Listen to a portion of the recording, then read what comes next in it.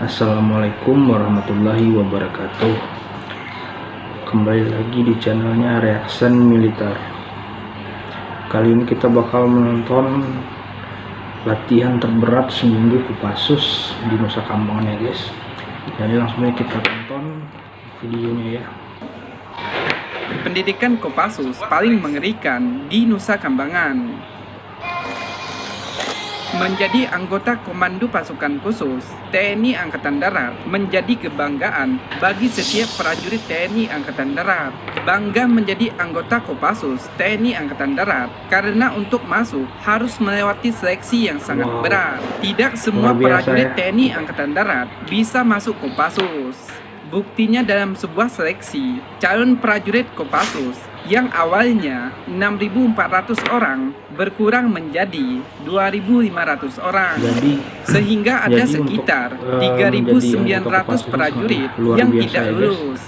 Setelah lulus, calon komando Kopassus akan mengikuti serangkaian pelatihan yang tidak mudah, mendaki gunung, menjelajah hutan, hingga berenang menyeberangi Nusa Kambangan. Tahap akhir pendidikan Komando Kopassus di Nusa Kambangan itulah yang paling mengerikan, sehingga dikenal Minggu Neraka. Seperti inilah beratnya seleksi untuk menjadi prajurit Komando Pasukan Khusus. Kopassus merupakan bagian dari Komando Utama Tempur yang dimiliki oleh TNI Angkatan Darat Indonesia. Kemampuan khusus yang dimiliki anggota Kopassus antara lain bergerak cepat di setiap medan, menembak dengan tepat, pengintaian, dan anti-teror. Diketahui dalam sejarah Kopassus, Kesatuan Baret Merah TNI Angkatan Darat ini pernah melakukan seleksi ulang hingga membuat lebih dari 3.000 prajuritnya dinyatakan tidak lulus. Dilansir dari buku Sintong Panjaitan, Perjalanan Seorang Prajurit Para Komando, karya Hendro Subroto. Saat itu Kopassus memang tengah melakukan perampingan organisasi besar-besaran, sehingga diadakan seleksi yang berat. Seleksi yang berat itu membuat prajurit Kopassus yang awalnya 6.400 orang berkurang menjadi 2.500 orang, sehingga ada sekitar 3.900 prajurit yang tidak lulus. Prajurit Kopassus Sintong Panjaitan bercerita betapa beratnya seleksi saat itu diadakan di Sukabumi, menilai kemampuan fisik, mental, dan kecerdasan para prajurit Kopassus.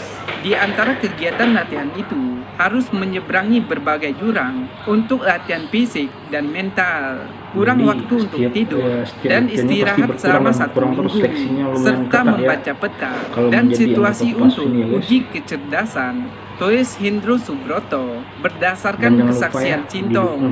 Dalam berbagai seksi itu, pasukan yang lulus hanya sekitar 2.500 orang.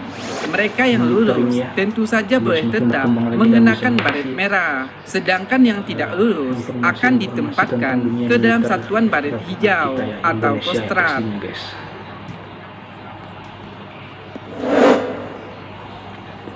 Pergantian baret itu tentu saja menimbulkan protes dari mereka yang harus mengganti baret merah ke hijau. Satu bentuk protesnya adalah melepaskan sejumlah tembakan. Mereka merasa masuk TNI karena ingin menjadi anggota Kop Baret Merah dan tidak bisa menerima kenyataan harus melepaskan baret merah.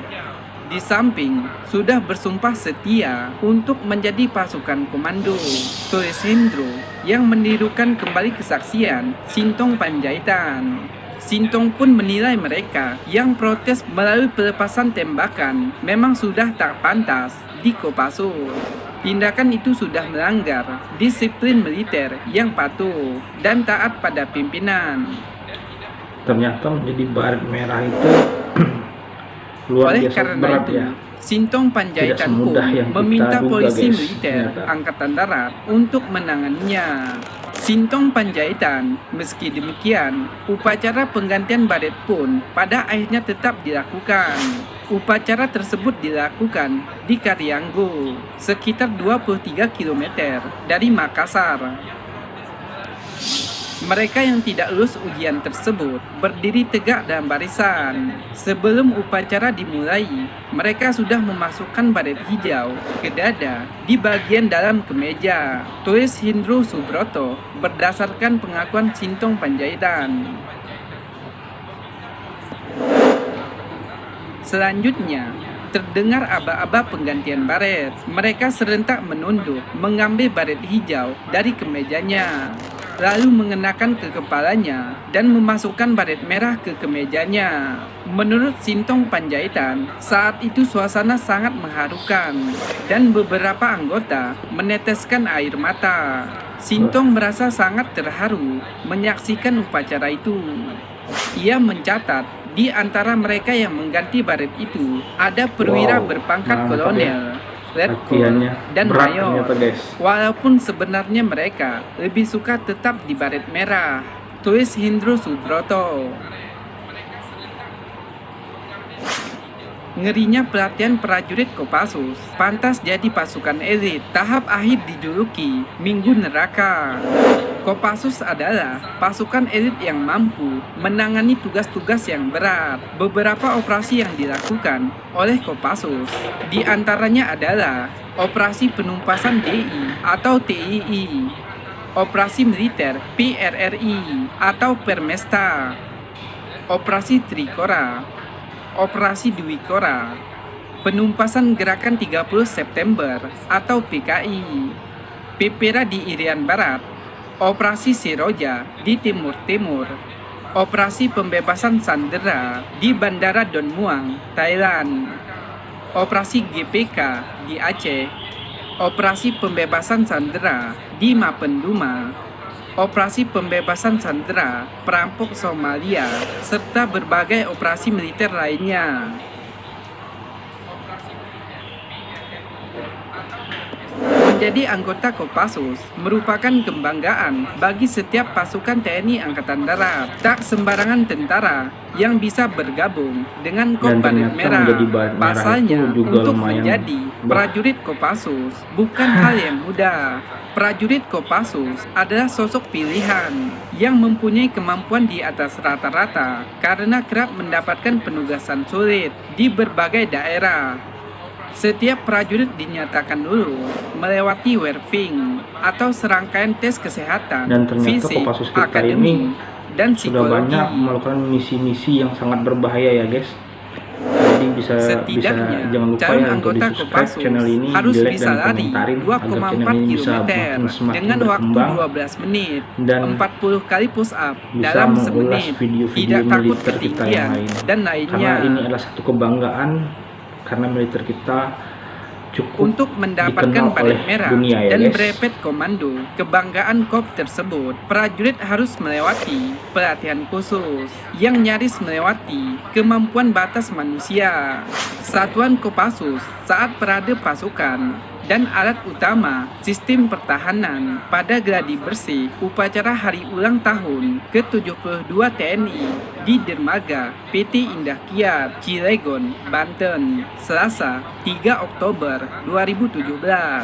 Dalam buku yang berjudul Pramono Edi Wibowo dan Cetak Biru Indonesia ke Depan yang diterbitkan Koil Kita Publishing 2014. Mantan Kepala Staf TNI Angkatan Darat, Jenderal Pur Pramono Edi Wibowo membeberkan pengalamannya saat mengikuti latihan Kopassus. Dilansir dari Weekend Grup Tribunjatim.com.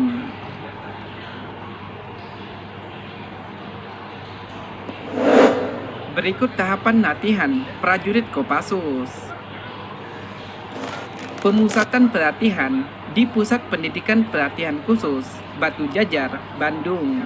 Di sini, calon prajurit komando dilatih keterampilan dasar seperti menembak, taktik, dan taktik tempur, operasi ring, perebutan cepat, serangan unit komando, navigasi darat, dan berbagai keterampilan lain.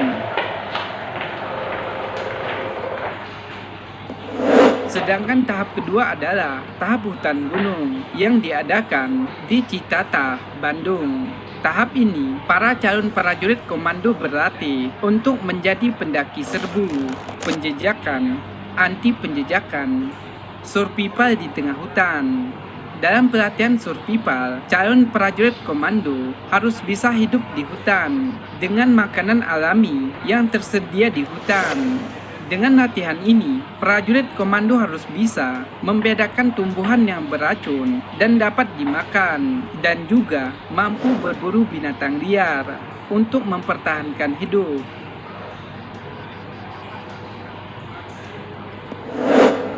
Tahap latihan hutan gunung diakhiri dengan long march dari situ Lembang ke Cilacap dengan membawa amunisi, tambang peluncur, senjata, dan perlengkapan perorangan. Selanjutnya, calon prajurit komando berinfiltrasi melalui rawa laut. Di tahapan ini, materi latihan meliputi navigasi laut, survival laut, pelolosan, renang ponco, dan pendaratan menggunakan perahu karet. Para calon prajurit komando harus mampu berenang melintasi selat dari Cilacap ke Nusa Kambangan. Latihan di Nusa Kambangan merupakan latihan tahap akhir. Oleh karena itu, ada yang menyebutnya sebagai Minggu Neraka. Yang paling berat materi latihan, pelolosan, dan camp tawanan. Dalam latihan itu, para calon prajurit komando dilepas pagi hari tanpa bekal, dan paling lambat pukul 10 malam sudah harus sampai di suatu titik tertentu. Selama pelolosan, si calon harus menghindari segala macam rintangan alam maupun tembakan dari musuh yang mengejar. Dalam pelolosan itu, kalau siswa sampai tertangkap, maka itu berarti neraka baginya. Karena dia akan diinterogasi layaknya dalam perang. Para pelatih yang berperan sebagai musuh akan menyiksa prajurit malang itu untuk mendapatkan informasi. Dalam kondisi seperti itu, si prajurit harus mampu mengatasi penderitaan. Tidak boleh membocorkan informasi yang dimilikinya. Untuk siswa yang tidak tertangkap, bukan berarti mereka lolos dari neraka. Pada akhirnya, mereka pun harus kembali ke camp untuk menjalani siksaan. Selama 3 hari, siswa menjalani latihan di camp tawanan. Dalam camp tawanan ini, semua siswa akan menjalani siksaan fisik yang nyaris mendekati daya tahan manusia. Beratnya persyaratan untuk menjadi prajurit Kopassus dapat dilihat dari standar calon untuk bisa mengikuti pelatihan. Nilai standar fisik untuk prajurit non-komando adalah 61. Namun, harus mengikuti tes prajurit komando. Nilainya minimal harus 70. Begitu juga kemampuan menembak dan berenang non-stop sejauh 2000 meter. Jadi begini amat ya latihan Kopassus ini ya. Nah guys, jadi gimana menurut kalian itu? Berat berarti ya menjadi seorang Kopassus itu. Butuh nyali yang luar biasa dan fisik yang harus yang mumpuni ya. Jadi mungkin sekian dulu, jangan lupa ya untuk di subscribe Reaction Militer agar channel ini bisa berkembang dan semakin berkembang lagi. Mohon dukungannya untuk semuanya agar channel bisa berkembang. Mungkin sekian dan terima kasih. Kita lanjut di episode selanjutnya nanti. Salam militer.